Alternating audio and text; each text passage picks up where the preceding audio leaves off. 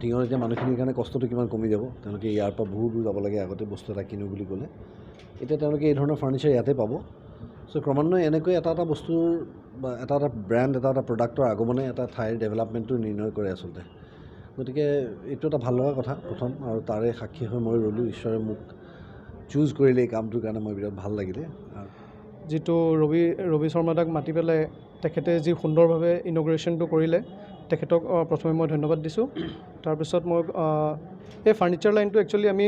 বুজি নাপাওঁ সাধাৰণতে কি আমি ভাল প্ৰডাক্ট পাইছোঁ নে বেয়া প্ৰডাক্ট পাইছোঁ আমি একচুৱেলি চুজ কৰিব নাজানো আমি কিছুমানৰ কথাত গৈ বাই কৰি কিছুমানৰ ৰেকমেণ্ডেশ্যনত গৈ পেলাই আমি বাই কৰোঁগৈ কিন্তু ইয়াত টাচউডত আমি একচুৱেলি লাইফ টাইম গেৰেণ্টি দিয়াৰ হিচাপত আমি এখন টাচউড ফাৰ্ণিচাৰ অ'পেন কৰিছোঁ